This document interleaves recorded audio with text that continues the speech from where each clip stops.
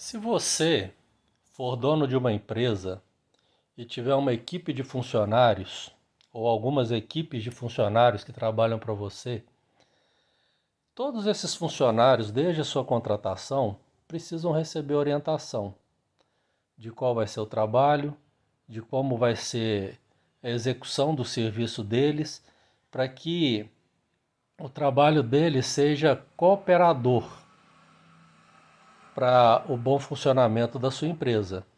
Quem montou a empresa foi você, quem sabe como ela funciona e como ela precisa funcionar também é você, e é preciso que os funcionários sejam orientados e se enquadrem dentro dessa realidade da sua empresa. Você sabe quanto cada funcionário pode custar para a sua empresa, o trabalho que ele vai realizar, qual é o custo máximo que ele pode ter. Você sabe qual é a qualidade do produto ou do serviço que ele precisa apresentar, qual é a aparência do produto que ele precisa apresentar como produto acabado para ser colocado na frente do seu cliente, para que agrade aos olhos do cliente, o cliente se interesse pelo seu produto e aceite pagar por ele o valor que você está cobrando. Tudo isso, quem melhor sabe é você, que é o dono da sua empresa.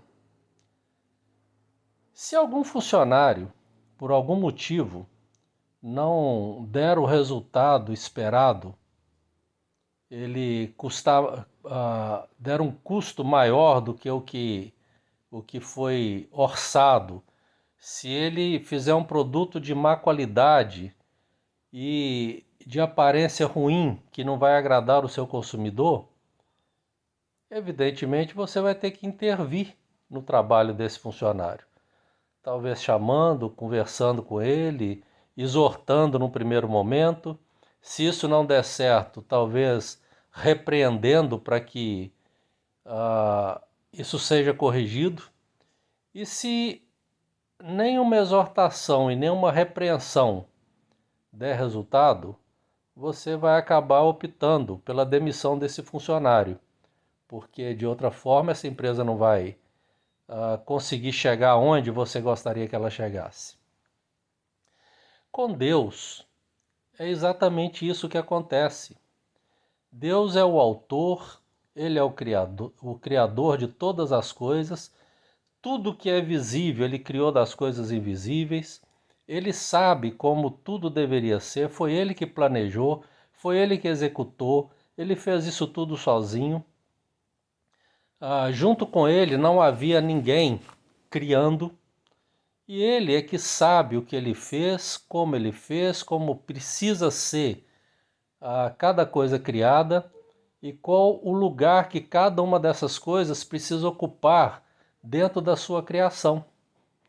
Ele sabe o que é certo e o que é errado, Ele sabe o que contribui e o que atrapalha, Ele sabe como todas as coisas devem cooperar uma com as outras, mas como em todo lugar existem os contrários, os revoltosos, os que não contribuem como deveriam, chega um momento em que ocorre a necessidade da exortação, ocorre a necessidade da repreensão e ocorre a necessidade até da exclusão.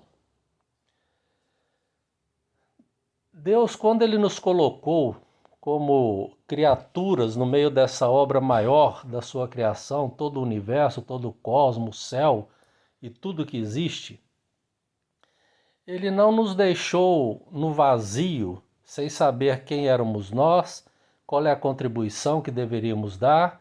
Não, Ele nos capacitou com sabedoria para entendermos essas coisas, e não só com sabedoria, mas Ele nos deu uma orientação escrita para que a gente soubesse quem éramos nós dentro dessa sua obra maior da criação e qual deveria ser o nosso papel, qual deveria ser a nossa cooperação.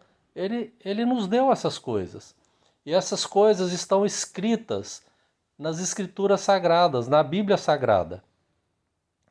o que está escrito na Bíblia Sagrada, diz a própria Bíblia Sagrada que é isso. O Evangelho, ele apresenta a única maneira como Deus aceita o ser humano. Então, se você quiser saber como Deus aceita você e qual é a sua posição na criação de Deus, procura conhecer as Escrituras Sagradas. É elas que trazem essas informações a respeito de Deus.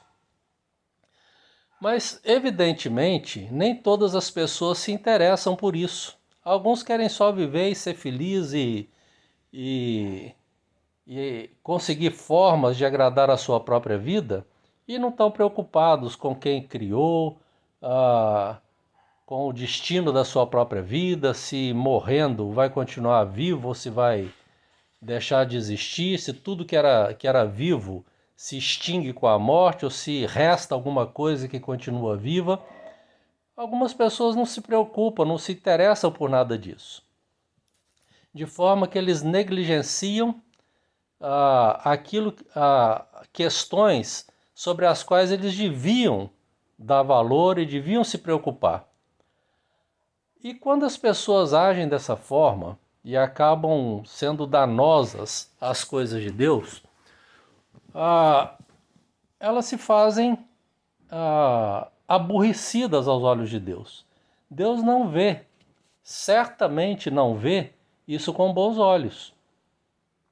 Até porque quem faz uma coisa errada, quem peca, acaba estimulando outros a fazer o mesmo, a também fazer coisa errada e a também pecar. E Deus não vê isso com bons olhos. Ao contrário disso, as pessoas deveriam se ocupar em conhecer quais são as intenções de Deus, que é o Criador, quais são as ações de Deus, qual é a natureza divina de Deus, e as pessoas precisam se ocupar a compreender essas coisas, porque afinal de contas, todos somos feituras de Deus, somos criaturas de Deus, viemos de Deus e certamente é para Deus que voltaremos, ou pelo menos o nosso destino será decidido pelo próprio Deus. É Deus que controla todas as coisas além da nossa vida que nós não conhecemos. Nós vivemos numa terra que tem uma sucessão de estações e todo ano elas acontecem, uma sucede a outra. Tem um tempo que faz frio, tem um tempo que geia, tem um tempo que chove, tem um tempo que faz calor, tem um tempo que a massa é seca. Nós não sabemos por que essas coisas acontecem ou o que leva essas coisas a acontecerem, mas nós sabemos que essas coisas acontecem. Nós vivemos dentro de uma realidade da vida que funciona muito bem, nós nem sabemos como isso funciona. Nós temos um pulmão dentro de nós que ele não para de expandir e de puxar ar e de expelir esse ar, e a gente nem sabe por que ele faz isso. Isso não é alguma coisa que nós decidimos fazer ou decidimos parar de fazer, ele faz isso sem a nossa participação intencional. Nós temos um coração que bate, nós não sabemos o que leva ele a bater, e se ele parar de bater, a gente morre, a gente nem sabe o que produz os batimentos do coração. Nós somos beneficiados por coisas que Deus criou, sem nem compreendermos como essas coisas funcionam. Nós precisamos, portanto, conhecer qual é a intenção de Deus em toda essa sua criação, como é a ação de Deus, o que ele aprova, o que ele reprova, o que ele considera certo, o que ele considera errado. Isso é o mínimo que, como criaturas, nós deveríamos nos preocupar em conhecer.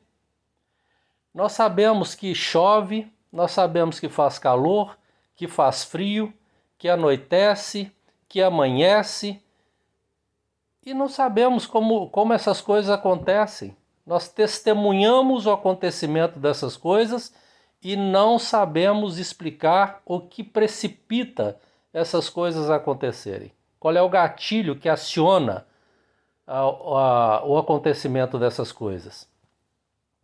Dentro de nós temos um sentimento, alguma coisa que foi colocada dentro de nós, um sentimento de moralidade, há uma percepção daquilo que é certo e daquilo que é errado, tanto que com o nosso próprio emocional nós aprovamos determinadas coisas e rejeitamos outras. Nós dizemos, olha, está certo, não, está errado. A gente julga essas coisas. A gente julga, afinal de contas, todas as coisas. E quem é que colocou em nós o sentimento de certo e de errado? Quem colocou dentro de nós a moralidade que nós temos? Nós temos essa moralidade e nem sabemos o que aciona o nosso sentimento e nos leva a aprovar uma coisa, a rejeitar outra. Isso é a prova de que alguém nos planejou, alguém nos capacitou, alguém nos fez o que nós agora somos. E nós nem sabemos como é que essas coisas todas funcionam. O que nós sabemos é que desde que nós entramos nessa vida, nós começamos a aprender. E vamos aprendendo, vamos ganhando idade, vamos aprendendo, vamos amadurecendo, uns amadurecem mais, outros menos, uns aprendem mais, outros aprendem menos, mas essa é a realidade com a qual todos nós convivemos. Agora, pertencer a uma coisa maior, a uma criação maior que é a de Deus, sem percebermos Deus nessa criação,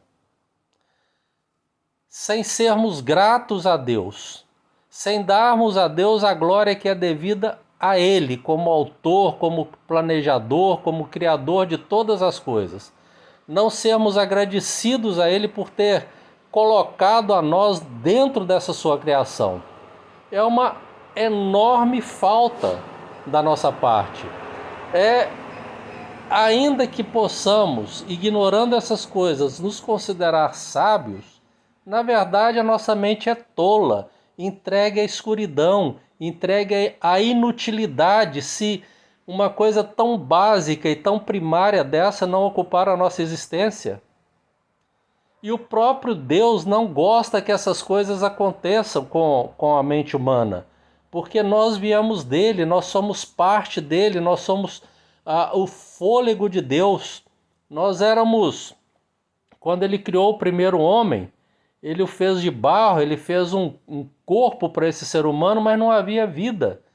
E Deus veio e soprou o seu próprio fôlego nas narinas desse corpo, e ele passou a ser uma alma vivente. Ou seja, quando nós estamos vivos, nós na verdade somos o fôlego de Deus. Se Deus puxa de volta para si o fôlego que está em nós, o nosso corpo vira um corpo morto. E não reconhecer essas coisas em Deus é ter uma mente muito inútil, é ter uma mente mergulhada na escuridão, é ter uma mente completamente tola. Ninguém pode se vestir de glória, só Deus pode, porque só Ele tem um tamanho, tem uma altura, tem uma capacidade que ninguém mais tem. Quem poderia criar alguma coisa? O máximo que o ser humano consegue é transformar. Ele pega uma forma de vida, mexe nela e transforma em outra.